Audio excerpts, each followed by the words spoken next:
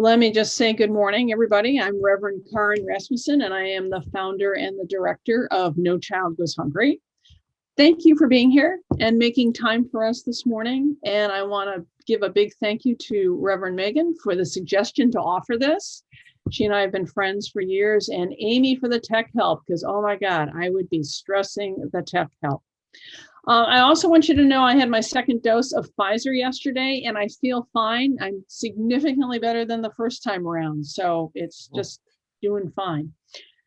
So this session today is about ways that we can do something to eliminate childhood hunger locally and how to involve your congregation and your organization with us. We all know that childhood hunger exists. And the pandemic has made it much worse, significantly worse. So I won't be using our time together to talk about hunger, because we know it's there. And I could give you tons and tons of facts and figures until your eyes glaze over about statistics about hunger, but we know it's there. So what I will be talking about are different ways and different things that we can do to help eliminate it in your communities. So here's a general outline of what our time will be here, what time we'll do, what our time will be together today. I'll tell you what my nonprofit does. I'll tell you how No Child Goes Hungry works. We'll talk about how you can make a difference. And then I'll close with answering some questions that I'm going to ask Megan to put in the chat. Right now, the chat is closed because that kind of multitasking confuses me. I can't follow the chat and the conversation at the same time, especially when I'm presenting. But Megan will we'll let you know when the chat is open, and she's going to help me by reading the questions. So here we go. We're going to have some slides and some videos and all kinds of things today. So Amy, would you play the first video?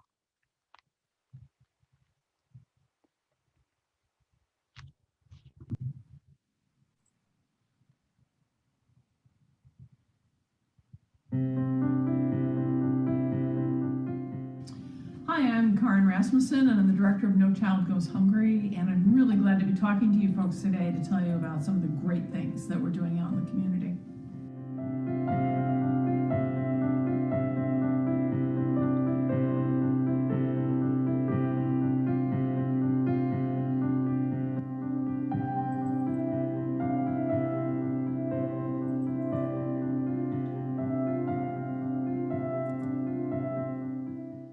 We can, simply give them food or raise money to get them food. I could package meals for them, give them something to eat, maybe buy lunch for them. I could take some food and I could give them some food, or I could give them some money so they could buy food. I would probably maybe be able to help them by buying lunches for them sometimes. Maybe asking my mom if we can put some money to the lunch account and seeing if there's any programs that can help them to get food and to maybe package meals for lunch school. Again, just make sure that they always have food, make sure that they always have something to eat, make sure that their families have always something to eat. No Child Goes Hungry has a mission and has a passion for making sure that no child ever goes hungry again. Our goal is to eliminate childhood hunger, one meal and one kid at a time. No Child Goes Hungry provides grants. We provide seed money to organizations so they can connect in their community. I work with a wide variety of groups. I work with churches, I work with PTAs, I work with school staffs, I work with students who actually want to start their own pantry for kids in need within their own school system.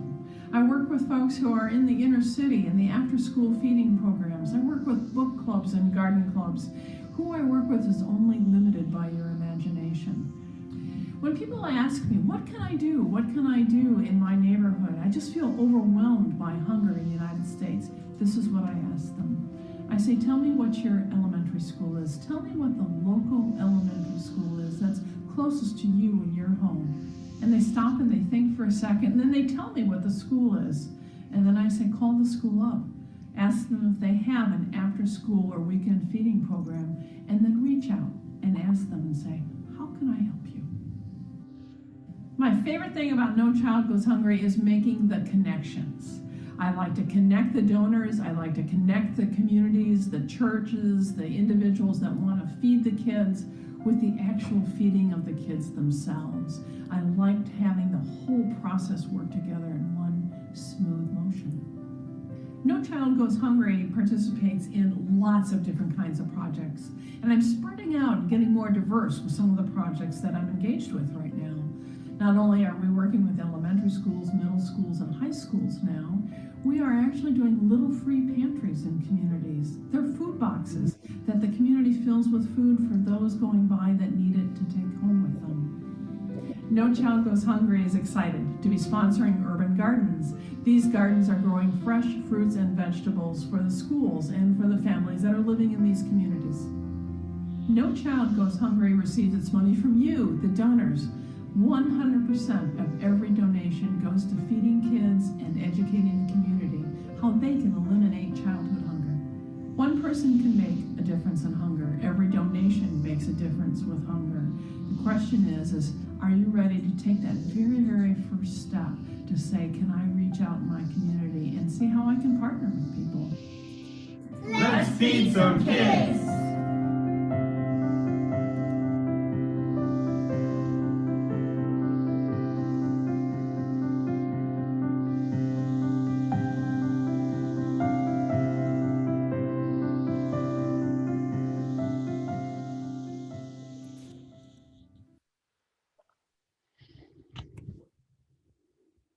Thank you, Amy.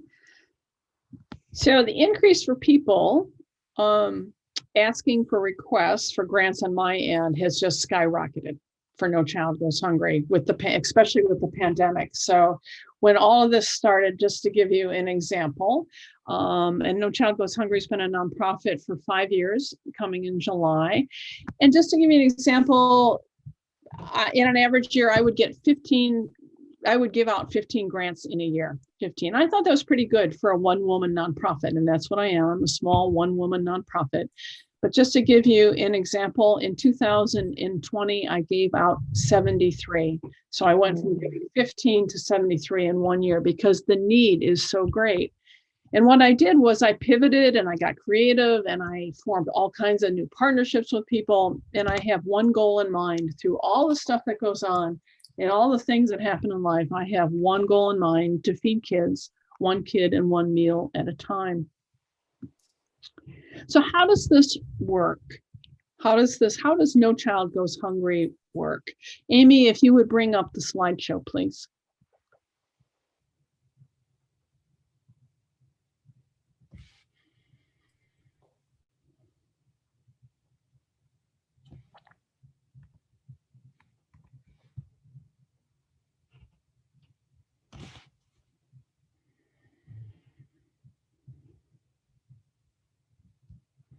Just 1 second, Karen. Okay.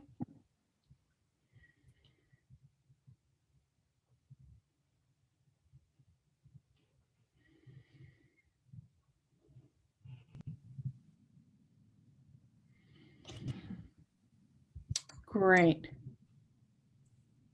So you want to feed kids locally. That's why you're here today. You want to learn some more, and that's great. So do I, and so do we too want to feed kids locally. And that's what No Child Goes Hungry does. And as we go through with some of these pictures, you can see some of the different ways and some of the different projects that we have to do it. Next slide, please. So you say, hey, this would be great. I'd love to do something, but I need some money, honey. I need some funds. And that's one of the biggest things I hear from folks is that we would love to do something, but I need some funds to do it. Our congregation simply can't afford to start a new project. So that's great. And that was sort of one of the big things that hit me in creating this nonprofit, is that I needed to do the fundraising and then give the grants to other people and not expect the congregations to take on that responsibility for themselves. So let's say you're thinking, hey, I want to do something to feed some kids locally. What do? You apply for a grant on my website. And there's a small error in the slide that I sent in, and it says nochildgoeshungry.com. It's really nochildgoeshungry.net. I'm a .net, not a .com. Mm-hmm. So you say, I'd like some money. So that's what you do. You go into nochildgoeshungry.net. You'll see the drop-down menu that says work with us, and you can apply for some support and hit apply for support. Amy, next slide, please. So what I do is I get the applications, and here, this is at Columbia. This is the Little Free Pantry out at UU of Columbia. What I do is I review every single application that comes in. I sit down, I open it up, I look at it, and I say, what are they asking for? What are they hoping for? And I often look at it, and I'll email you back and say, and ask you some questions about it. Next slide, please. So if the application is approved, I will either send you a check. That's how simple this is. I send you a check with a letter with a little bit of explanation on it. Or what I've been doing is I've been donating directly to your congregation through your website, because I know getting checks and going to the bank means volunteer hours and time, and people handling things. And I've also been doing, the pandemic really motivated this part of it, especially if people need food, is that I send boxes of food through Amazon all over the place.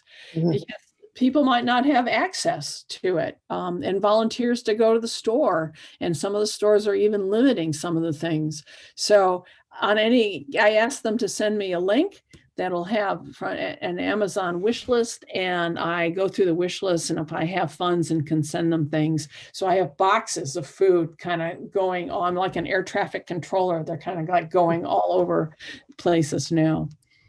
And the next slide, please. There we go. So let's say you get your funds and you're starting to do some things. And what do I ask on my end? And it's funny, I always use the we, but it's really just me. So, but it just sounded so funny to say, I will ask you to. There's a we. So all I'll ask you to do is honestly, let me send pictures of your projects. Mention us on social media. And sometimes I do have a partner that I work with who writes and does the social media. We write some blogs, and we'll ask you to review a blog that we have written to put on our website. So let me show you. These are all actual projects as we get into it. Up there, you'll see. It's funny, I'm pointing at my screen and you can't see what I'm pointing at. What you see up there is a little free pantry. They're like little free libraries, only they hold single serving foods and non-perishable foods in them. And what I'll do is I will sponsor the funding for a box. This was out of Columbus, Ohio. For a mom, I'll give you a little story of her, a mom who had 3 small children, and she wanted to do some social justice work with them, but couldn't find anybody that would work with 3 small kids, understandable. And so she started putting up little free pantries, and she asked me for some funds for some, and I said, sure, because I had funds available. She partnered with a grandfather who had all this woodworking stuff in his garage, and through some Eagle Scouts made a bunch of little free pantries to go out. And I love the ripple effect. She wanted to do this. She started this nonprofit. She partnered with a grandfather who partnered with some Eagle Scouts, and all these little free pantries went out all around in the Columbus, Ohio area. So that was one of the partnerships. You'll see the big refrigerator down there. I partnered with a charter school in Wilmington, Delaware, and I bundled things together and donors.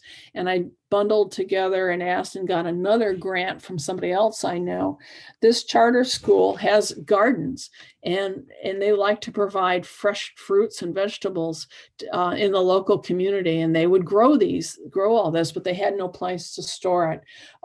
So through me bundling a bunch of stuff together, they were able to work with their food manager, and we bought this fridge for them, and they were just delighted. You'll see down here, the other picture is a group that's packing food to go out into the community to deliver to the schools. And you'll see in their hands, they have the single serving foods. And that's a big thing. We'll talk about that in a little bit. Is people want and need easy single serving food that they can quickly get into a kid's hand, that they can throw into a microwave and get something in their hands for something to eat. The next slide, please. So if you want to brainstorm a project, you just contact me. And it's kmrasmussen@nochildgoeshungry.net. And you just email me and I will work with you to come up with a project. This is really only limited by your imagination. And I could, for the 157 projects I have out there working right now, I could tell you a story about every single one of them. So thank you, Amy.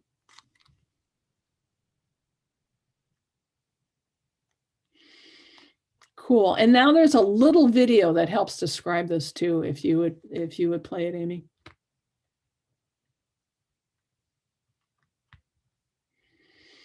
Hi, Andrew. Glad you could join us. Sorry. Oh, no worries. I'm glad you're here.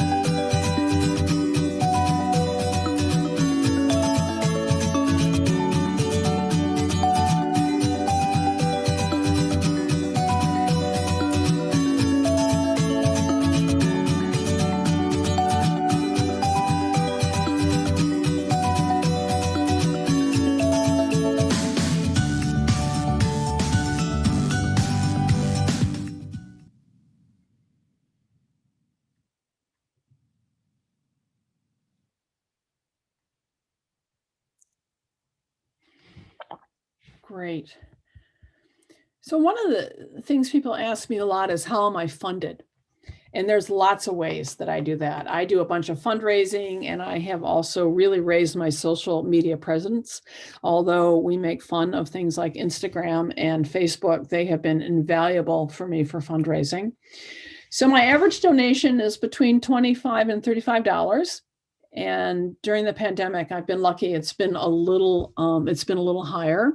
So I get individual donors are huge for me. I get a lot. I'd say the majority of it, of my donations from individual donors. I have congregations who do the Share the Plate offering and highlight No Child Goes Hungry in their social justice offering. That is a huge help. We have a few people from Fairfax here, and they have a wonderful endowment program. And I am a member of Fairfax, and I have applied for funds through the endowment program, and that has been a huge help, and I'm very grateful for that. I also have some people who do the company match programs.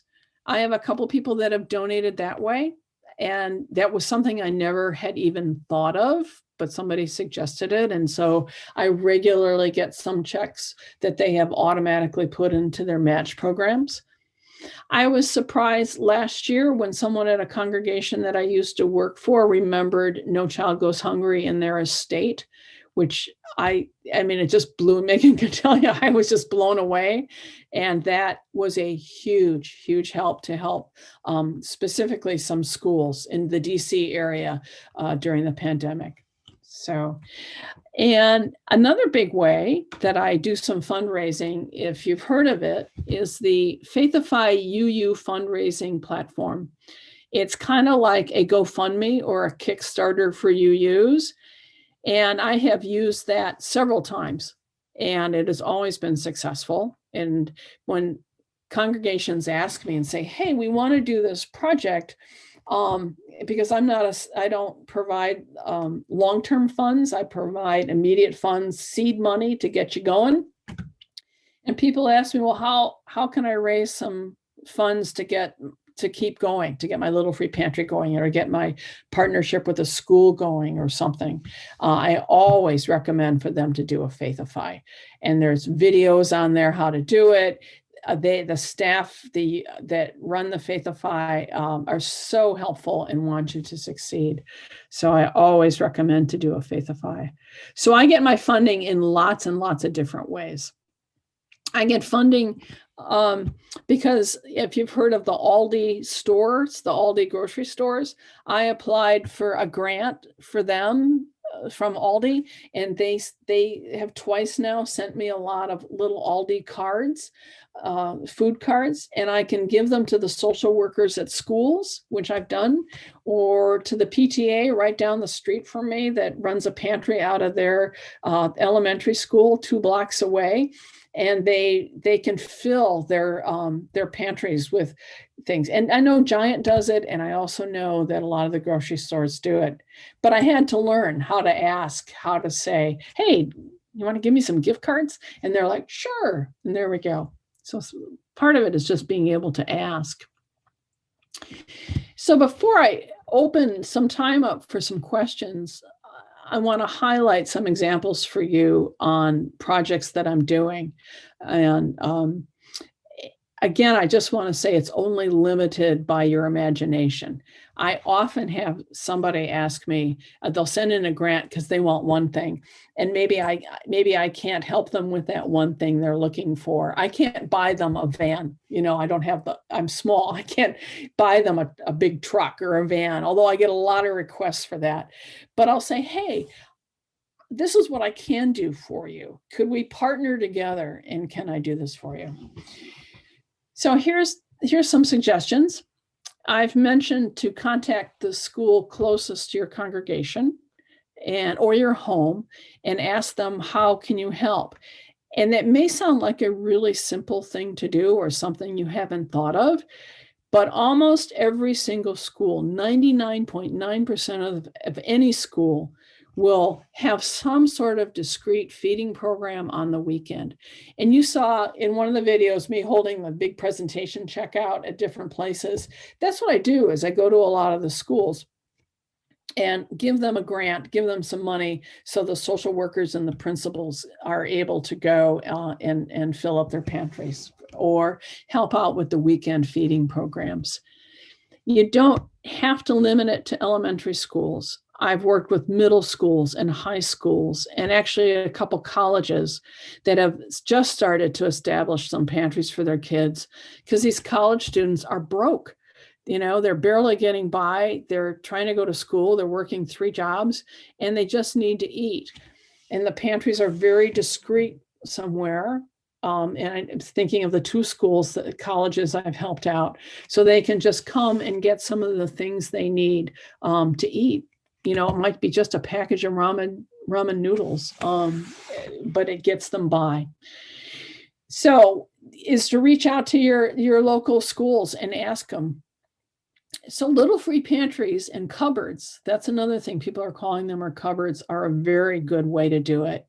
You saw some of the pictures with that. And what I do is, if you want to build a little free pantry somewhere, and it's on the website, Little Free Pantry, is what I do is I send you a check for $300, and that easily covers the building materials for a Little Free Pantry, and anything you have left over, you can just use to buy food. So before the pandemic started, It's hard to say, that's a tongue twister. Before the pandemic started, I had 2 pantries that I funded. One out in Columbia, and they're both at places that I worked, one in Columbia, Maryland, and one at River Road. And then when the pandemic hit, it just soared, and I've sponsored 57 now, different little free pantries all over the country. But that's a big one. All Souls, I see Louise Green here. All Souls, I sponsored one there recently, and they made it, and it's beautiful, and it's outside, and it's very busy. And I just sponsored one at UU of Silver Spring. They asked me, they're in a great spot right on a road, and they're going to build a little free pantry right there. And one of the questions I get asked is, well, once we build it, then how do we fill it? I always get that question. You can do a lot of different things. You do a food drive in your congregation. There was one picture in a video where you just saw where I did it at River Road on a Sunday. I did it around Thanksgiving. I said, just bring in, and I gave them a list of small, non-perishable foods to bring in, and everybody brought in maybe some little soups, or a lot of the things that are on the list: granola bars, juice boxes, things like that. And then we had a stash of them that they could just keep putting in the pantry to do that. So you can do food drives that way. Interesting that, and what I've had a lot of requests for since the pandemic started was community refrigerators. And I did a lot of those up in the New York area, is so they can put perishable food in, that, milk and apples and things like that. And it's not like they go out and buy some huge, super expensive refrigerator. They find smaller refrigerators that they can refurbish. And I've sponsored several refurbishing of small refrigerators somewhere. So a lot of congregations themselves, UU congregations in particular, started pantries right out of their churches and their spaces to use. Bull Run has had one for years, a pantry that they work. And I also just sponsored a little free pantry for them too. So not only do they have a pantry, they have a little free pantry outside their congregation. So, and I've helped with a variety of things. I've helped with mobile food trucks. I've helped with summer feeding programs. Those are huge right now. I look for small nonprofits that I can partner with. Gardens, I've sponsored with supplies and seeds for gardens. One down in Occoquan, which is not too far south from here. It's the Good News Community Kitchen. I partnered with them.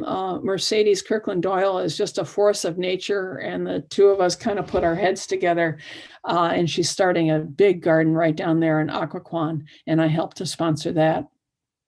I've helped with shelving for pantries, because if a school starts a pantry or a church, think of the logistics that go into this. And I've helped with this, just buying them shelving. I buy it from Amazon and I send it to them, or Home Depot, and I just send them the things that they need. And I've carts. You don't think of that. The fact that you need carts to get things from the school to the cars into that. So I've bought carts for people. There was a junior ROTC unit down in South Carolina building a pantry out of their school. So I sent them carts from Amazon. So you can really be creative with that. Like I said, each grant has a story to go with it. But if I had to jump up and down on a topic or on a thought for today, is that you need to ask the group what they need. A lot of times, and I've seen this so many times, very well-intentioned people want to go in and give them what they think they should have. I want to give you this because this is what I think you should have. And what you have to ask them is what they need. You can offer suggestions, you can brainstorm with them. And I made that mistake once. I thought that this school would really love to have some Safeway grocery carts, Safeway. And so I got them a whole bunch of Safeway grocery carts. Well, guess what? The moms that live in that area, there isn't a Safeway near them that they can walk to. There isn't, because you have to think about the transportation needs. There's a whole chain to this. I used the Safeway card somewhere else, but what an experience for me. What they needed was Walmart cards, because Walmart is right behind them. I'll give you an example for those folks who are local. Right down another about 3 miles away from me is the Fairfax Villa Elementary School. They are right behind the Waples mobile home community. And what they needed was Walmart cards, so they could give those to the parents, so they could walk over to the Walmart grocery store and buy the food and the diapers there. And that's what they needed. So I went and got Walmart cards and do that. But to really ask, what is it that you need? And then how can I help you? And offer some suggestions. And you'd be amazed at how the partnerships can work. So let me explain to you how the funding for you works. So you're thinking, I would like some seed money from No Child Goes Hungry. How can I get some money from this organization? And like I said, you go to the website, you click on the drop-down menu, Work with Us, and you're going to see 2 more tabs. The first one says, apply for a little free pantry. It takes 10 seconds to fill that one out. Even if you don't have a place in mind for it, let me know and I'll work with you about it. And then the second one says, apply for support, and you fill that one out. You can fill out both if you'd like. That's fine with me. I mean, I look at them and I'll compare them. I read all the applications. I'll reach out to you if I have more questions, and I'll see what I can do to help you. I can see what do I have. I might not be able to fulfill everything, but I'll see what I have at the moment. I don't hang on to funds for very long when they come through me. I get things out into the community as fast as I can. I'll also tell you that I knew we were having this meeting today, so I've earmarked some funds for you in case you want something. So my cupboard wouldn't be empty. I invite you into this conversation, and then I tell you I don't have funds. So I did earmark some for you. So before we go to you can see that my business model is pretty easy. It's very different, and it's been a growth process, but I've been able to stay really nimble how I do this because of the way I'm set up, the way my funding is set up, and the fact that I kind of have a one-woman nonprofit here. I do have somebody in California who helps me a little with my social media, but otherwise I'm very nimble. So how this works, my staff meetings are really short. Hi, Karen, how are you today? I'm really fine. Would you like to give Marcia some money today? Well, yes, I would. So I sit here at my little desk and I pull out my checkbook and I write a letter and I put everything in my spreadsheets and I send you a check. That's really how it is. And I do follow up with every single check I send out. I do follow up with. So I'm going to, in a second, I'm going to ask Megan to open the chat for your questions, but let me answer for you 2 of the most frequently asked questions that I get. 2. First one is, if you're feeding children today, are you teaching the families how to be self-sustainable in the long term? I get asked that a lot. So you've heard the phrase, you give a fish and you eat for the day. You teach them to fish and they fish forever. I personally am in the giving the fish phase because I want that kid to get something in their bellies today. Okay, I really do. There are lots of organizations and social services that do the other part. My thing is to get food in the kid's belly today, and it's kind of an immediate thing. The other question I get a lot, and I get it particularly from UUs, is they say, are you providing healthy foods for the kids to eat? I get that one a lot. And the answer is yes. The organizations, every school, every organization, every place I touch does their very best to try to get healthy food to the kids, but they also need to feed them. So yes, single serving mac and cheese, things like that, that a caregiver or a mom who's working 3 jobs can get into the microwave quickly and get into the kid. That's kind of the immediate need. But I will say a lot of the places that I work with, they supplement that, especially for the weekend feeding programs. They supplement that by buying fresh apples and fresh halo oranges are big, things that they can discreetly put in the bags to send home. And for the gardens and the mobile food trucks that I help sponsor, they do the refurbishing of the food. Amy was telling me that she volunteers for an organization that collects all the food from grocery stores that otherwise would be disposed of, but is good. And we get the food out there. So it's a balance. There's the immediate need. Yes, we do our very best to give them fruit cups and juice cups and sometimes the shelf stable milk, but that's very expensive. And we found that kids will drink the chocolate milk; they won't drink the plain milk out of that. So, but we do try. We do try. So yes, it's a balance. Yes, we want them to eat, but yes, we try to get them fresh produce when we can get that into their systems. So there we go. You've heard me flap my gums enough. Let me hear your questions. Thanks so much, Karen. I one of the reasons why the chat's open now if you want to, and you can also just unmute and ask because there's not so many of us. But as you gather your thoughts, I just want to say thank you so much for this work. And part of the reason why I wanted you to do a spiel for folks is because I love how, like at the core, like you have this mission of feeding children and putting food in little bellies, but the relationship development and it's also inspiring to encourage our congregations in these cases to develop relationships with their neighbors in order to feed the needs, right? And so that gift expands way beyond belly filling into just real connections in communities. And so I think it's just like a secondary part of things I think is just so important.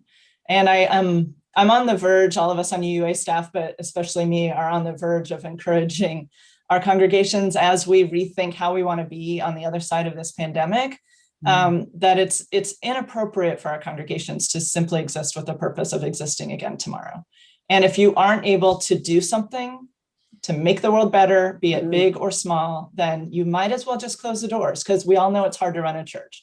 So we're trying to make the world better. And I'm really hoping people will be inspired by this as a way to capture some of that desire that I know our congregations have to make the little worlds they're in better for folks. So thanks for that. Does anybody have any questions for Karen? Let me give you an example. So UU of Acatink, which is out in Burke, they wanted their social justice group. They're small but mighty. They're a small congregation and they have a very small social justice group, but I like to say they are small and mighty. They wanted to do something to feed some kids. And so I gave them a grant and we thought and we brainstormed and I I did Zoom with them. That was before we were all Zoomers, but I did one evening Zoom call with them. And they wanted to partner with a local elementary school.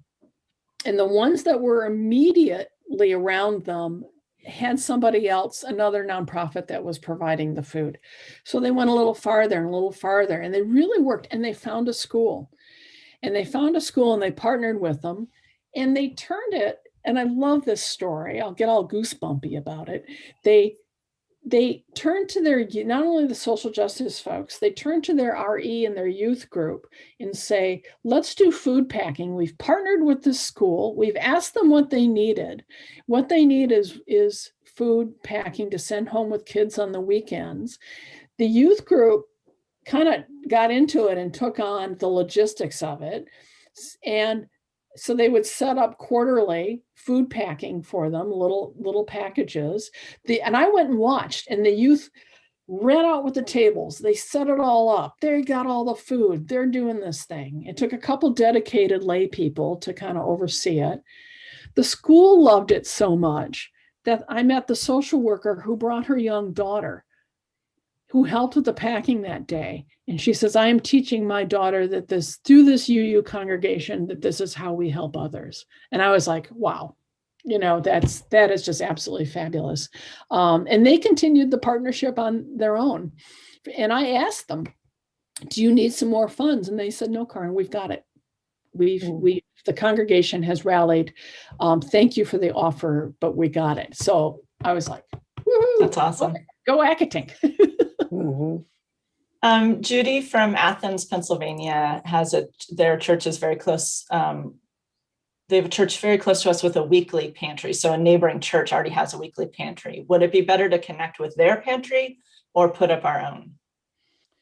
Yeah, no, that's a great question. And the question, what I would ask is how is, I would ask two things. How's that pantry doing?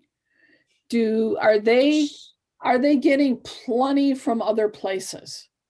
They might not be. A lot of pantries have been really suffering because of the food supply system has been really problematic during the pandemic. So I would ask them first, do you need anything? Can we partner with you? Do you want it to be just a one-time thing? Did you want it to be a continual thing? What would you like, and what would they need to do that? They might say, my God, thank you. And then it becomes, however they set it up, it might become their church and your church form kind of a partnership together. Or they might say, my God, we are absolutely overwhelmed. We don't need anything right now. And then you might consider starting something on your own. And if I had to give it a piece of advice on that, is to start small.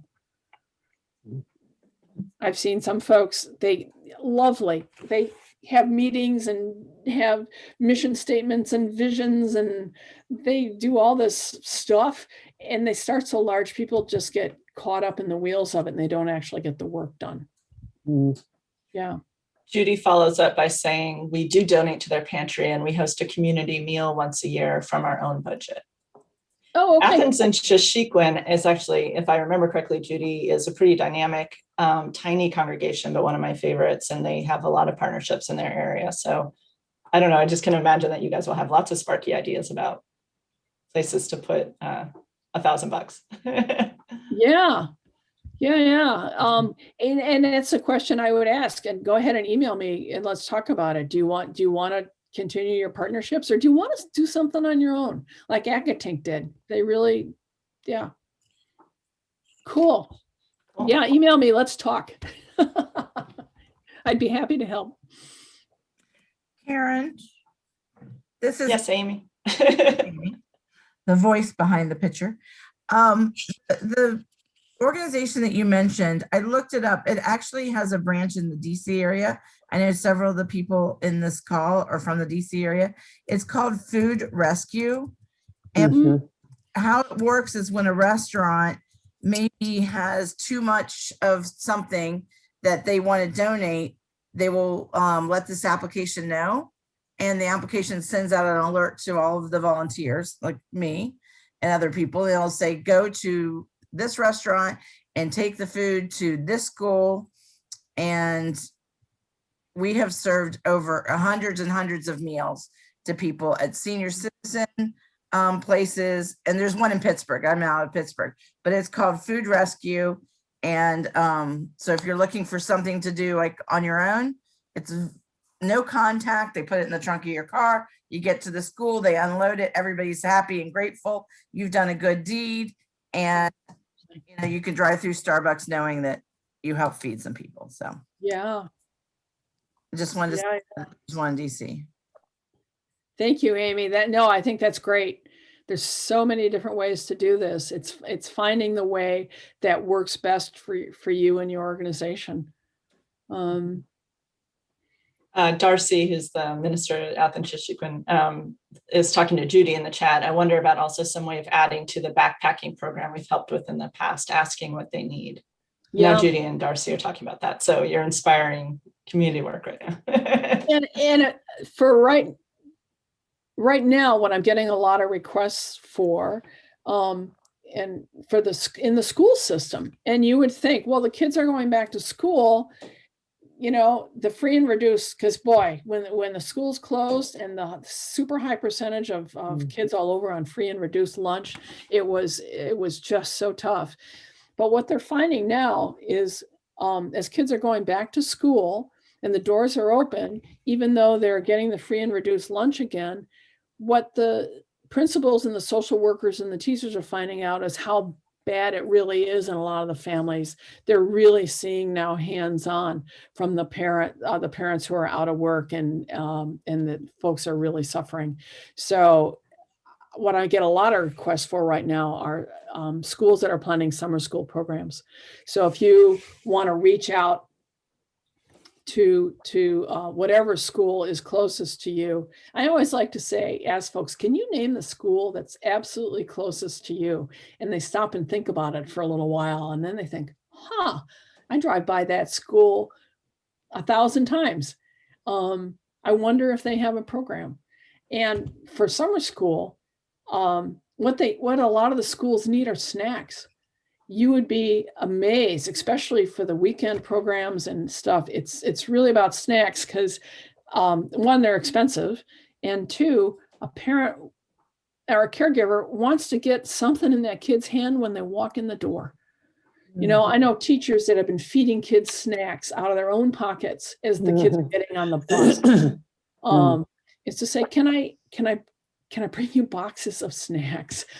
Anyway, I could go on, but Aldi sells them by the case, which you can buy. But it's snacks. A lot of it is. Andrew, did you want to ask? Yeah, I was actually, and I saw a related question came up in the chat. So I don't know. So I don't know that I have a specific question exactly, but the child focus. I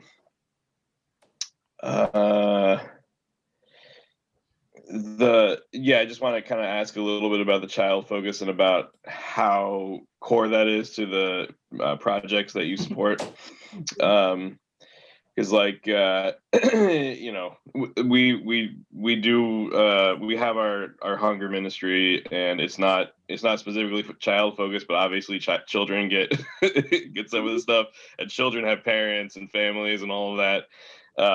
So yeah, I guess I wanted to ask about how kind of core the child focus is to what you choose to work with. Yeah, and Judy was, just to follow up, Judy was asking about pantries for the elderly. Yeah, I try to stay as child focused as I can, because no child goes hungry, and a lot of my donors really like the fact that it's very specific. But we also know that the food goes home and is shared with all kinds of kids and with all kinds of adults or all kinds of parents or grandparents or things like that. And so we try to stay focused, but we also know, you know, like with the food pantries, everybody takes out of the little free pantries, everybody takes food out of there. It's the initial focus is that kids can have something to eat, but it's really for everybody. I sort of got in the diaper business for a little bit. My wife and I don't have kids. Maybe all you folks know how expensive diapers are, but I didn't. And I've had requests from pantries and from small nonprofits. And I know you at Fairfax asked for diapers, so Barb buys diapers to bring in. But I've supplied with food several boxes of diapers all over the country, because I can get them on Amazon and on their wish list. And a lot of times they don't have access to that stuff. Out in food deserts and stuff, they don't have anything but a gas station to get stuff from. Expensive way to buy diapers. And no transportation to get there. Yeah. And thank you very much. Sure. I'm always open to ideas. We have 5 minutes left, so I think we have time. Marcia, do you want to answer your question? And then I know Karen had an ending thing that she wanted to do.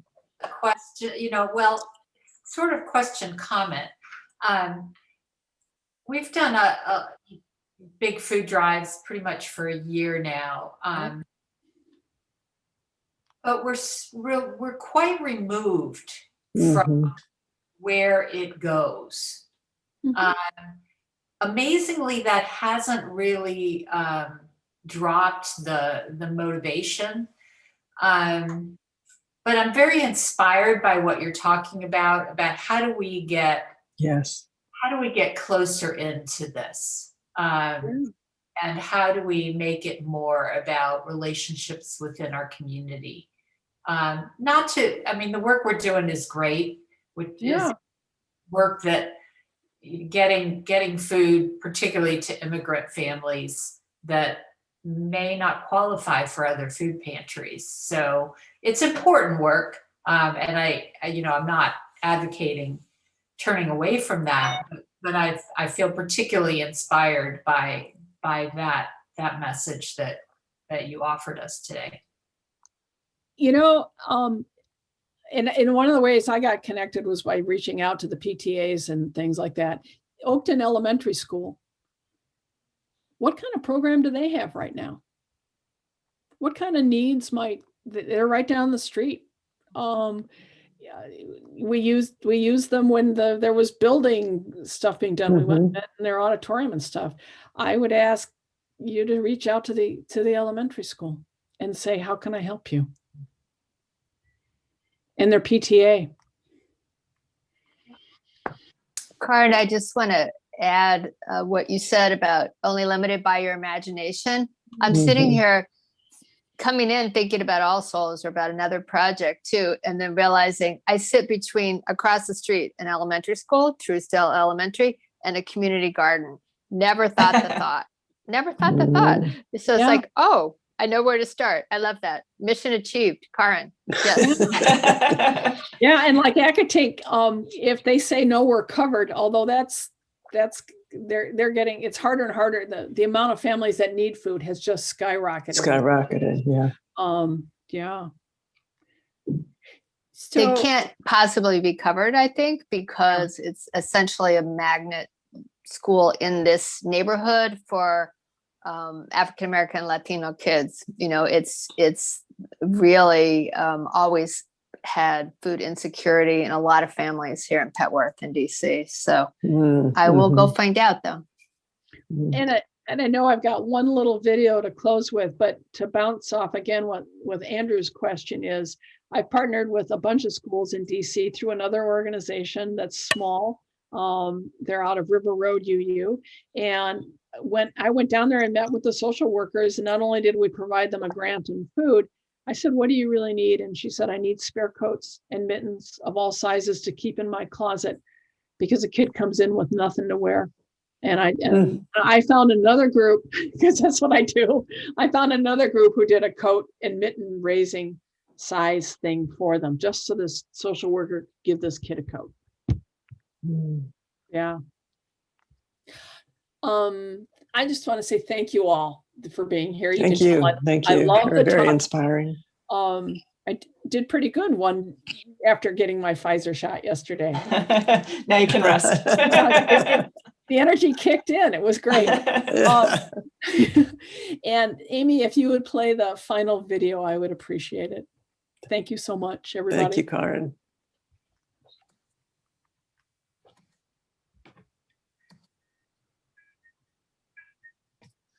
You should know your own videos. That's good.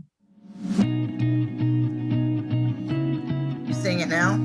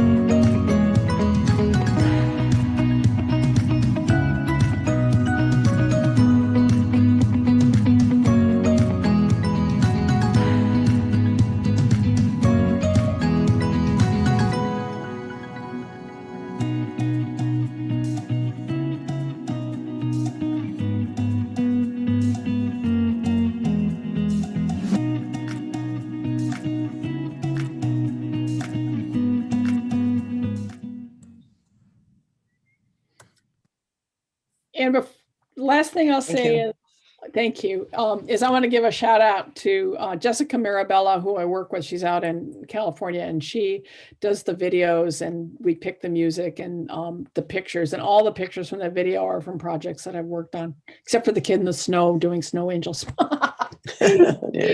But thank you, everybody. I so appreciate you being here. Thank you.